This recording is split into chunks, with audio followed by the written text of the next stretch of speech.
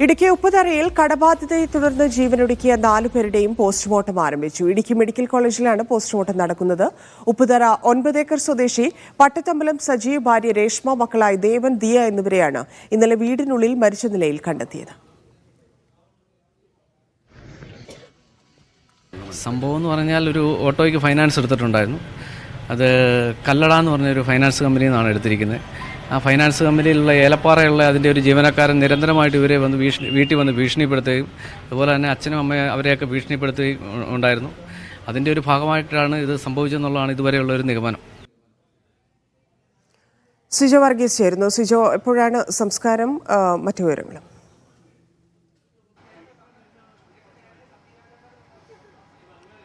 ധന്യ, ഇന്നലെ തന്നെ ഈ 4 പേരുടെയും ഇൻക്വസ്റ്റ് നടപടികൾ പൂർത്തിയാക്കി രാത്രി തന്നെ ഇടുക്കി മെഡിക്കൽ കോളേജിലേക്ക് അവരുടെ മൃതദേഹങ്ങൾ എത്തിച്ചിരുന്നു. പിന്നീട് ഇന്ന് രാവിലെയാണ് പോസ്റ്റ്മോർട്ടം നടപടികൾ തുടങ്ങിയത്. സജീവിൻ്റെ പോസ്റ്റ്മോർട്ടം പൂർത്തിയായി കഴിഞ്ഞു. മറ്റുള്ളവരുടെ പോസ്റ്റ്മോർട്ടം നടപടികൾ പുരോഗമിക്കുകയാണ്.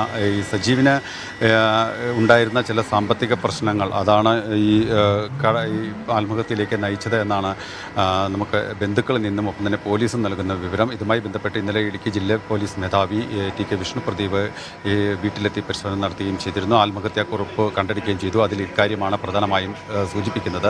ഈ കട്ടപ്പനയിലെ ഒരു സ്വകാര്യ ധനകാര്യ സ്ഥാപനത്തിൽ സജീവ് വായ്പ എടുത്തിട്ടുണ്ടായിരുന്നു. ഈ വായ്പ കുടിശ്ശികയാവുകയും ചെയ്തിരുന്നു. ഈ വായ്പ കുടിശ്ശികയായതിന് പിന്നാലെ തന്നെ മറ്റ് ചില പ്രശ്നങ്ങളും ഈ സജീവന് ഉണ്ടായിരുന്നു എന്നുള്ളതാണ് നമുക്ക് ലഭ്യമാകുന്ന വിവരം. ഈ പ്രശ്നങ്ങൾ തന്നെയാണ് ഈ ആത്മഹത്യയിലേക്ക് നയിച്ചത് എന്നാണ് പോലീസ് നൽകുന്ന ഒരു വിവരം. ഇതുമായി ബന്ധപ്പെട്ട് ഉപ്പുതറ പോലീസ് അന്വേഷണം ആരംഭിച്ചിട്ടുണ്ട്.